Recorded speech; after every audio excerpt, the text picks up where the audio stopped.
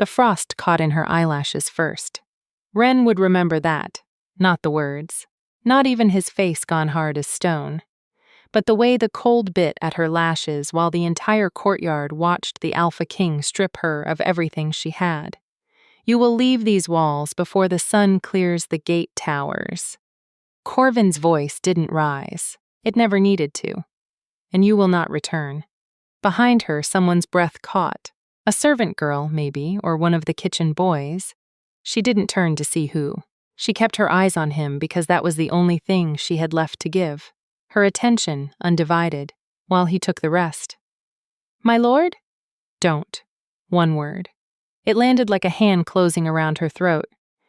Though he hadn't moved from where he stood on the upper step, 6 feet above her, wrapped in a black cloak that didn't stir, even though the wind was tearing through the yard, hard enough to make the torches scream. "The pendant was found beneath your mattress, Wren. There is no my lord that unfinds it." She had a single freckle just beneath her left eye, shaped faintly like a comma, the kind of detail nobody notices on a servant until they're searching for a reason to call her a liar. Corvin had noticed it once, weeks ago. In a moment he would spend the rest of this day trying to forget he'd noticed. He didn't look at it now. "I didn't take it." Her voice came out steady. That steadiness would cost her later. People don't trust calm from the accused. They trust tears. They trust collapse. Wren gave him neither. Everyone says that. Corvin's jaw worked once. The muscle ticking beneath skin still flushed from sleep he hadn't finished. He'd been dragged from his bed 40 minutes ago by a captain of the guard, holding his mother's pendant in a shaking fist. And 40 minutes was not enough time for a king to remember how to be a man instead of a blade. The courtyard held maybe 30 people now, pulled from their morning work by the kind of silence that travels faster than sound. Stable hands. A baker still dusted in flour to his elbows. The captain, Bram, a barrel-chested man with a notch missing from his left ear, old scar tissue gone pale and shiny, stood near the gate with his hands clasped behind him like a man trying not to be blamed for what he'd started. "Search my room again," Wren said. "Search everyone's." "I searched yours. That was sufficient." "It isn't sufficient. It's just easy." For 1/2 second something moved behind Corvin's eyes. Not doubt exactly.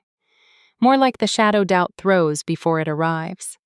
And then it was gone, smothered under the particular fury of a man who has just realized he loved something he is about to lose and has decided, instead, to be angry about it. 20 silver marks would feed a family for a winter, he said. "My mother's pendant is worth 40 such winters. You will tell me you didn't take it. And I will tell you the floorboard beneath your mattress where it was hidden disagrees with you. Then the floorboard is wrong." A few of the stable hands flinched at that. Not at her, at him, bracing for the temper that had once, 3 winters back, brought a wall down in this same courtyard because a horse had thrown a guest of minor nobility. But Corvin only went quieter. Quiet from him was worse than shouting. Quiet meant he'd already decided. "You have until the gate bell," he said. "Take nothing that isn't yours. You've apparently taken enough." She flinched at that, just once. A small thing, a tightening at the corner of her mouth that she smoothed over almost before it happened. The way she'd learned to smooth over every hurt that had ever come looking for a place to land on her. He saw it. He filed it away somewhere he wouldn't look at again until it was far too late to matter. Corvin. It was the first time in 2 years of service she had said his name without the title. The courtyard seemed to inhale. He didn't answer her. He turned, cloak finally moving as the wind found it, and walked back through the great doors of the keep without another word, leaving her standing in frost that had started, just barely, to melt into the dirt beneath her boots. That was the whole of it.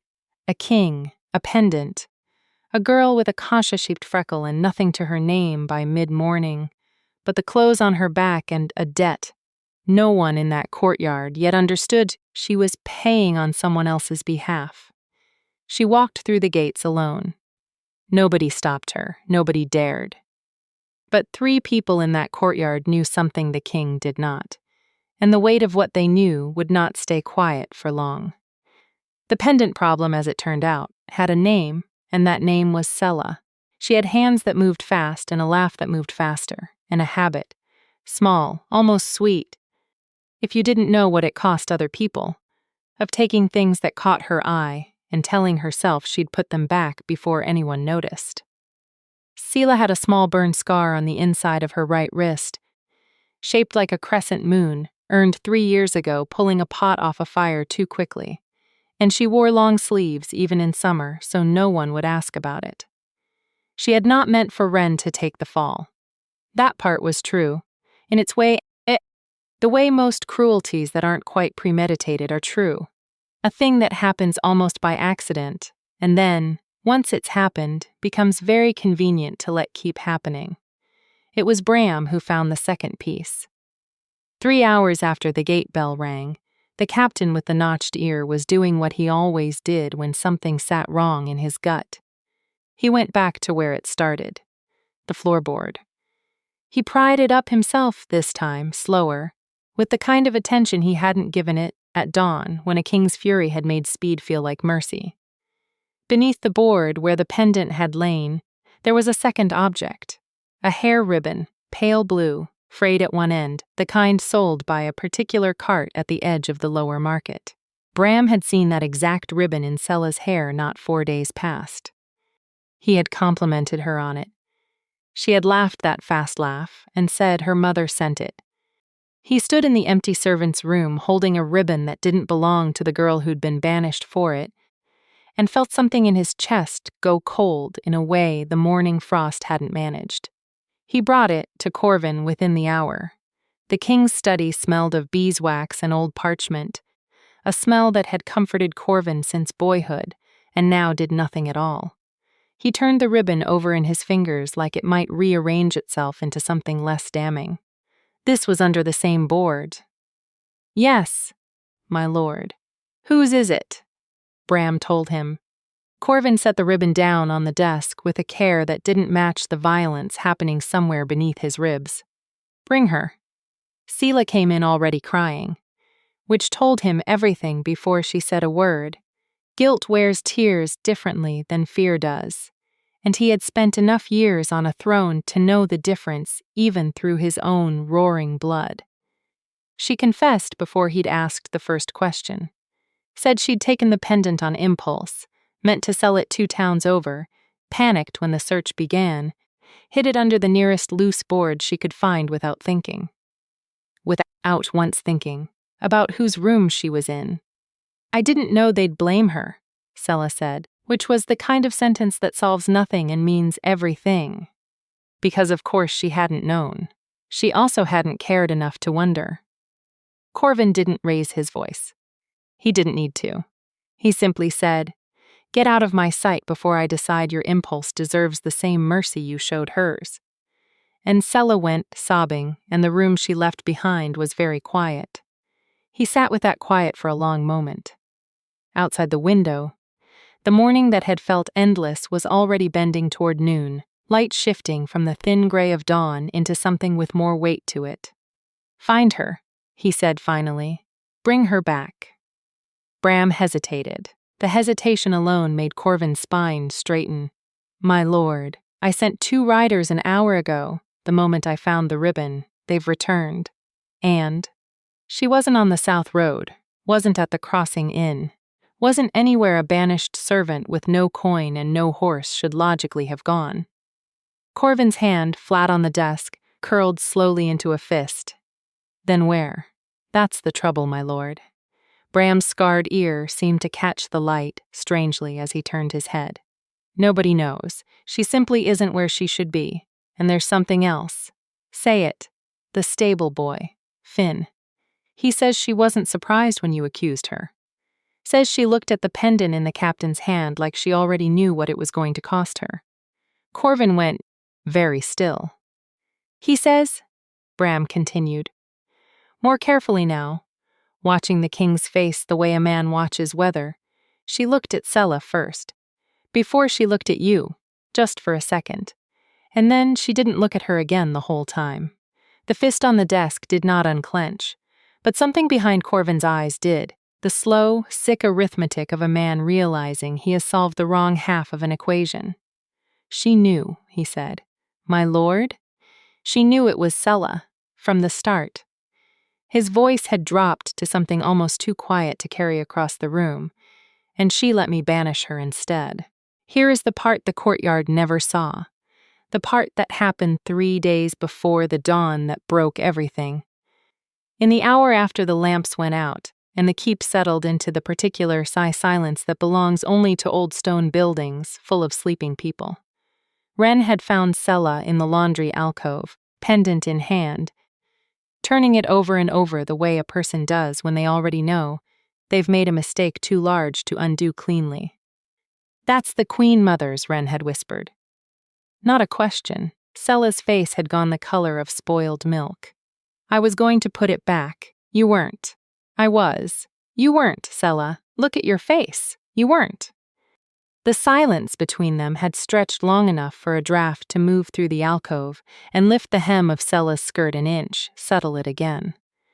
Somewhere above them a floorboard creaked under a guard's boot, then went still. If they find this on me, Sella had said, and there it was. Not an argument, just a fact laid bare between them like a knife on a table. I lose everything. My mother's in the lower town, Wren. She has the coughing sickness. I'm what she has.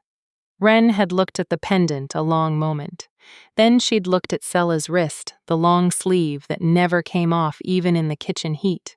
And she thought of the dozen small cruelties a hard life hands a person before they're old enough to defend against them. And something in her chest had simply decided. Give it to me. What? I don't have a mother who needs me, Wren said. And her voice had not shaken, not once, though something underneath it had. I don't have anyone who needs me at all. If it's found on me, I lose a position. If it's found on you, you lose a person who's already barely holding on. That's not equal, Sella. Don't pretend it's equal. She hadn't told Sella about Corvin. Hadn't told her about the 2 years of small moments that had built themselves quietly into something. Wren had never once let herself name out loud. The way he'd remembered her name on the 3rd day, when kings are not meant to remember names at all.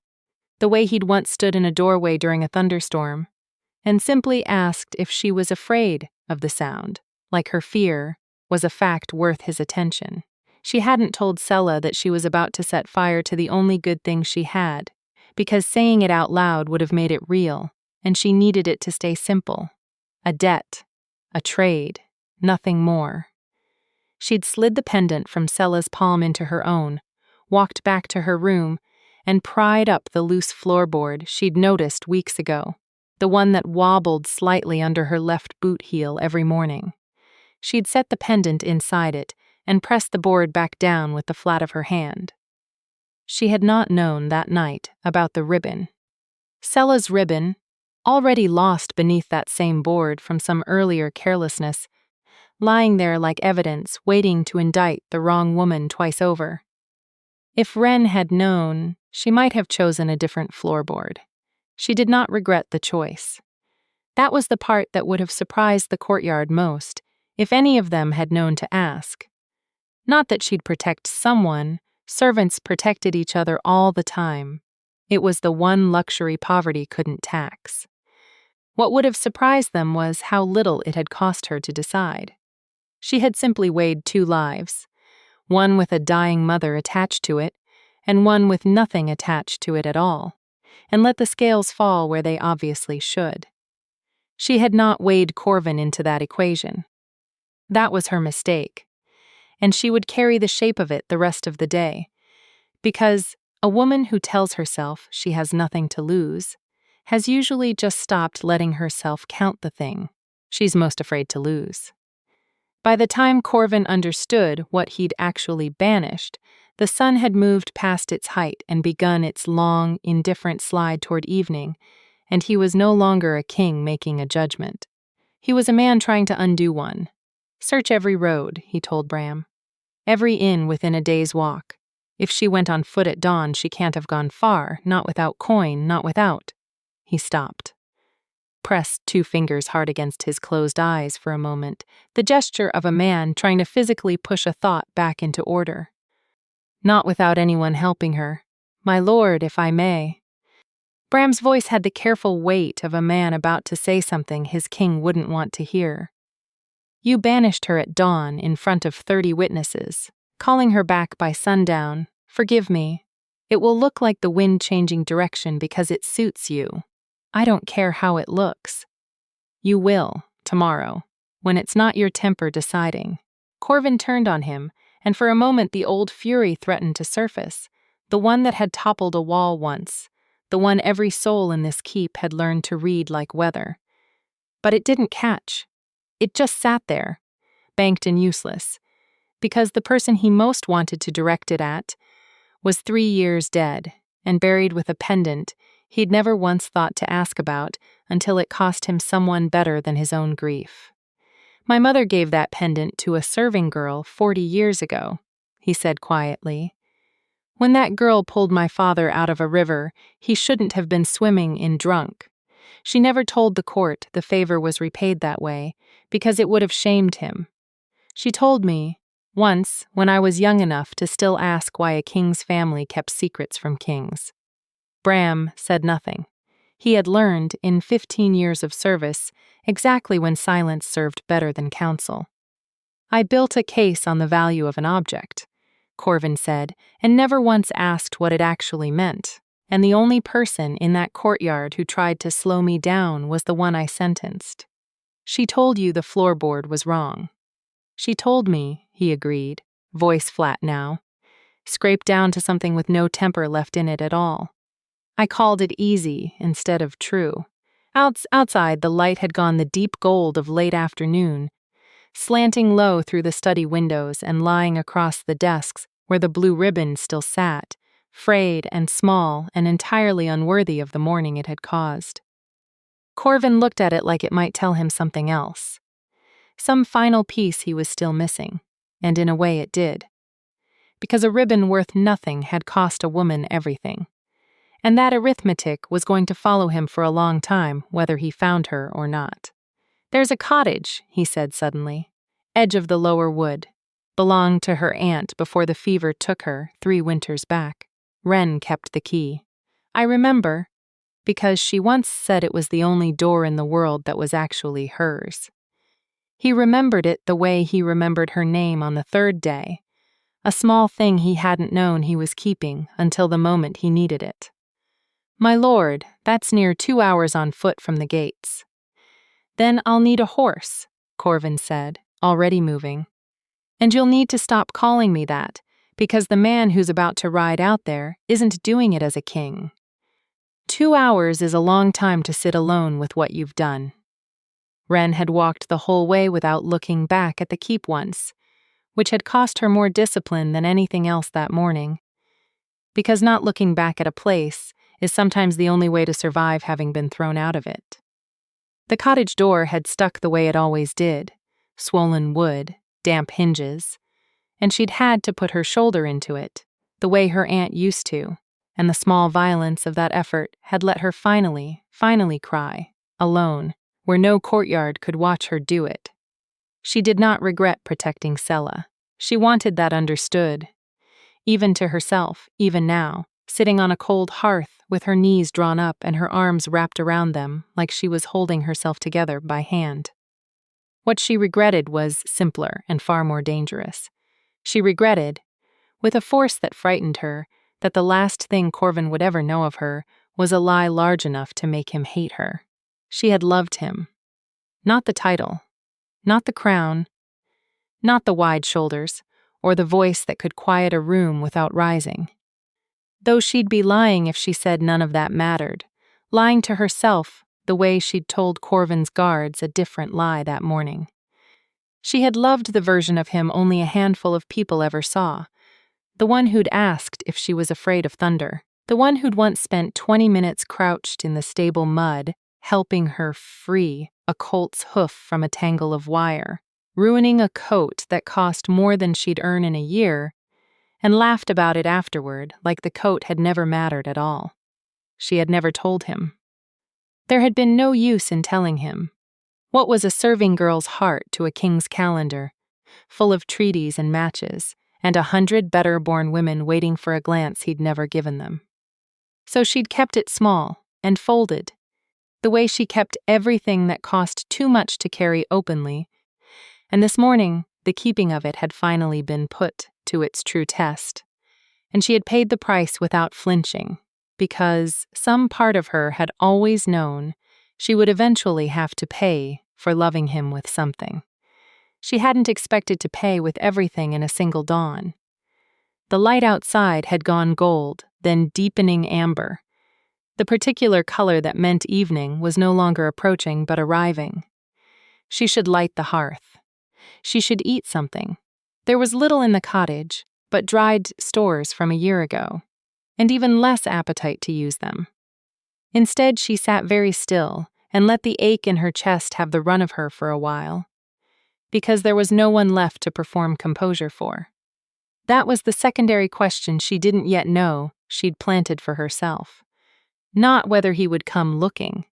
She didn't believe, sitting there, that he would, but whether, if he ever learned the truth, she would even want him to find her. Whether being right would be worth being known as a fool for loving a man who'd cast her out without a second thought. She would not get her answer until well past dark. The horse went lame a half-mile from the cottage, which meant Corvin finished the journey on foot, which meant by the time he reached the tree line, the cold had worked all the way through his cloak and into the place under his ribs where the whole day had been sitting since dawn. He saw the light first, a thin orange seam under the door, the cottage's one window dark, which meant she'd lit the hearth but hadn't bothered with a lamp, hadn't expected anyone to be looking for her in the dark, hadn't expected anyone to be looking for her at all. He stood outside that door longer than he would ever admit to Bram, or to himself, later. Long enough that the cold stopped being uncomfortable and started being a kind of penance he almost welcomed. When he finally knocked, it wasn't the knock of a king. It was 3 knuckles, soft, almost apologetic, the knock of someone who has spent the entire ride here rehearsing words that have all evaporated the moment his hand touched the wood. Silence. Then the scrape of a chair. Then her voice, careful, flat with exhaustion. "Who's there?" "It's Corvin." Nothing. A long nothing, long enough that he heard his own pulse in his ears, long enough that he understood, with a lurch he wasn't proud of, that she might simply not open it, that she had every right not to. "Go away," she said finally, and her voice cracked once on the second word, just enough that he heard it through the door and felt it land somewhere just beneath his sternum. "Ren, you don't get to use my name tonight."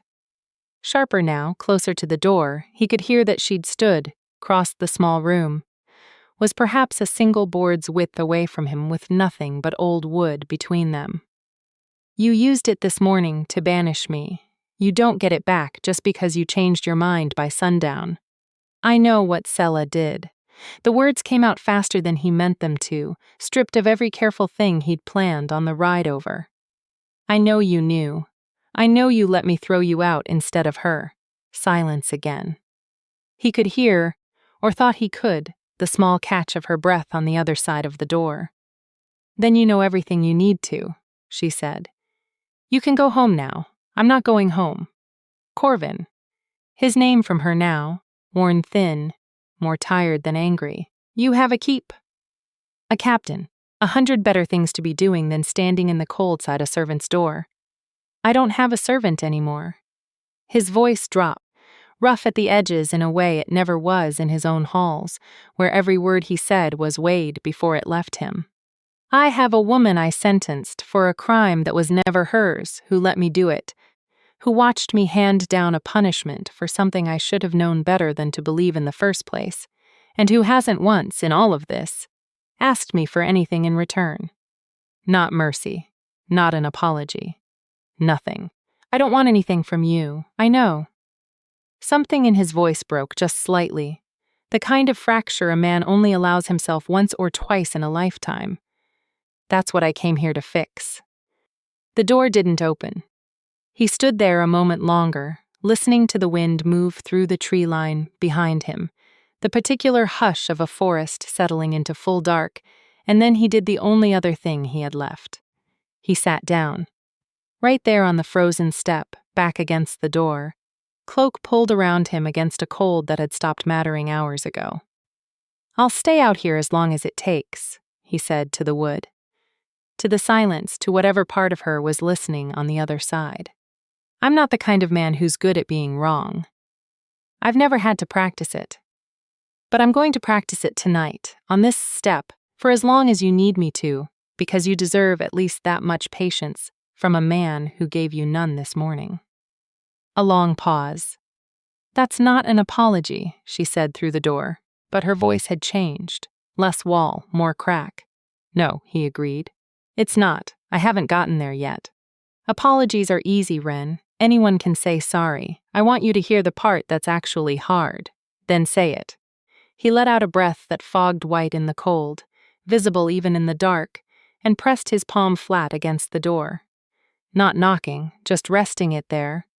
The way you'd rest a hand against someone's back, without asking permission first, testing whether the touch would be welcome before committing to it. "I built my whole judgment of you on an object's worth," he said, "and never once stopped to ask what you were worth. I've known you 2 years. I know you flinch when someone raises their voice near the kitchens because some man before me taught you to. I know you talk to the horses like they're the only ones in the keep who won't judge you for it. I know you have a freckle just under your left eye that I think about more than a king has any right to think about a servant's face, and I let all of that disappear behind one piece of silver the moment it was convenient to be angry instead of careful. Inside, something shifted. Fabric against fabric.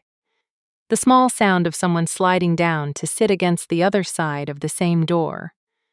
Close enough now that if the wood weren't there, their shoulders might have touched.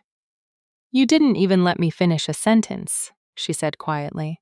"This morning, I said 'my lord,' and you said 'don't,' like the very shape of my voice asking for fairness was an insult to you. I know, you don't know. You think you know because you've decided to feel bad about it. That's not the same as understanding what it felt like standing in that courtyard with 30 people watching. You decide, I wasn't worth a second thought." He was quiet for a moment. The wind picked up briefly, carrying the smell of wood smoke from her hearth out into the night, mixing with damp pine and old leaves. The only scent for half a mile in any direction, sharp and real against the numbness in his hands. "You're right," he said finally. "I don't know what it felt like. I only know what it felt like to spend the day realizing I might have lost something I never let myself call by its real name, and that the fear of that loss is the only reason I'm sitting on a frozen step in the dark instead of in my own bed pretending none of this matters by morning." "What would you call it?" she asked, very quietly. "Its real name." He didn't answer right away, and the silence stretched long enough that she nearly stood, nearly walked away from the door, rather than wait for an answer that wasn't coming. "I'd call it the thing I should have said 3 days ago," he said at last. "When you laughed at something Bram said, and I realized I'd rather hear that sound than any music in this keep. I didn't say it then because kings aren't supposed to want things that simple. I'm saying it now because I've already lost the chance to say it the easy way, so there's no version left where saying it is comfortable." The latch moved. Not all the way. Just enough that the seam of orange light widened a finger's width, enough that cold air met warm and a thin curl of wood smoke escaped into the dark between them. Enough that he could see in the gap the edge of her face. One eye, the curve of her cheek, the small comma-shaped freckle just beneath it, exactly where he remembered it. "If I open this door," she said, voice low enough that he had to lean in to catch it, "it isn't because you're the king. It isn't because you rode 2 hours and froze on a step. It's because for one moment, just now, you sounded like a man instead of a verdict. That's the only reason. Not the crown. Not the bond every story tells you fated mates are owed. Me. Choosing. Do you understand the difference? Yes. Say it back to me so I know you mean it. You're not owed to me, he said, each word deliberate, like he was setting down something heavy, and didn't trust his own hands not to drop it. Not by blood, not by scent, not by any claim a king thinks he's entitled to just for wanting. If you open this door, it's a sift, not a debt repaid. The door opened the rest of the way. She stood in the threshold in her travel clothes, hair come loose from its pins sometime during the long walk, the firelight behind her throwing her into a kind of warm silhouette that made him forget, briefly, how cold his hands were. She didn't step forward. She didn't fall into him the way every fevered version of this moment might have played out in his head on the ride over. She simply stood there, looking at him on his knees on her frozen step, because somewhere in the last exchange he had, without entirely noticing, lowered himself from sitting to kneeling, the most powerful man in the realm folded down small in front of a door that belonged, finally, only to her. "Get up," she said. "You'll freeze. Not until you tell me you'll let me try to be better than I was this morning." That's not how forgiveness works, Corvin. You don't get to kneel your way into it. I'm not trying to kneel my way into it. He looked up at her, and whatever composure 2 years of ruling had built into his face had simply gone, leaving something rawer underneath it, something she'd never been allowed to see in any hall of his keep. "I'm trying to show you that for once in my life, I have absolutely nothing to offer you that would make any of this easier. No title fixes this. No pardon undoes what that courtyard saw. I have nothing but the truth and the cold, and the fact that I'd rather freeze on your step than spend one more night, pretending I didn't ruin something I should have protected." She was quiet for a long moment, watching him, the fire behind her crackling once, low as a log settled. "Sela's mother," she said finally. "Does she still have her position? I haven't decided yet what happens to Sela. Decide that she keeps her place. Her mother's sick." That's not mercy, Corvin. That's just not making the same mistake twice. Punishing someone for being desperate instead of asking why. He nodded slowly. "Done." And the courtyard. Her voice firmed, found its spine again, the same steadiness that had stood unflinching at dawn. "Everyone who watched you banish me. They need to watch you say you were wrong. Not in private, not in a letter sealed and sent quietly so it never has to be spoken of again. There, where they saw it happen. Done," he said again, without hesitation this time. "And me. The last condition and the hardest one, judging by the way her hands had curled slightly at her sides. I'm not coming back as a servant, Corvin. I won't pour your wine and curtsy in a hallway after this. If I come back at all, it's not to the position you took from me. It's something else, or it's nothing. I know. Do you?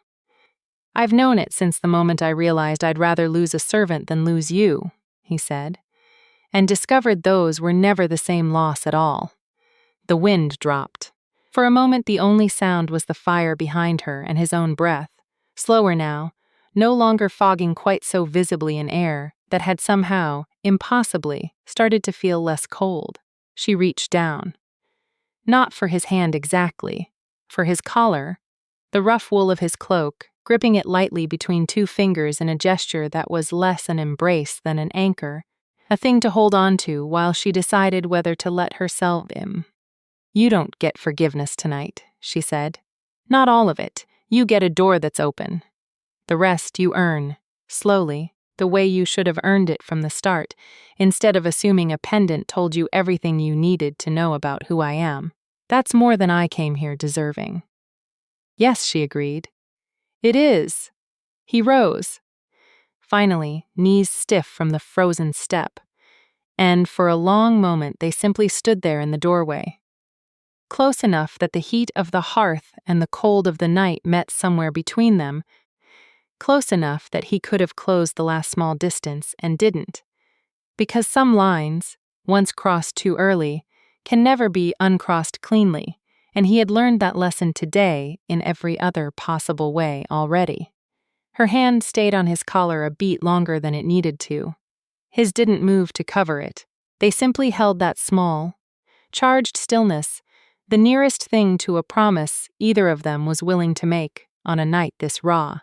"Come in before you actually do freeze," she said finally, stepping back, letting the door swing wider. "I'm not explaining to your captain how I let a king die of stupidity on my doorstep." He almost laughed. It came out rough, more breath than sound, but it was real, the first unguarded thing his face had done all day. He stepped inside. The door shut behind them both, not on a fairy tale, not on a bond resolving itself neatly into the ending every old story promises a fated pair, but on something smaller and harder one. A man learning, one frozen hour at a time, what it costs to be trusted again by someone he very nearly threw away, and a woman who had given up everything once already that morning, now finally letting herself want something back. Not because the bond demanded it of her, but because, for the first time since dawn, she'd been the one who got to choose. The frost that had caught in her eyelashes at sunrise had long since melted. What remained, hours later, in the small, warm dark of a cottage at the edge of the wood, was something far less fragile than frost, and far harder to undo. A door that had been closed once by force, and was now finally opened by her own hand. That was the whole of it, in the end. Not a king's mercy, not a crown's pardon. Just a woman who had been thrown away at dawn, and chose by nightfall exactly who got to come back in.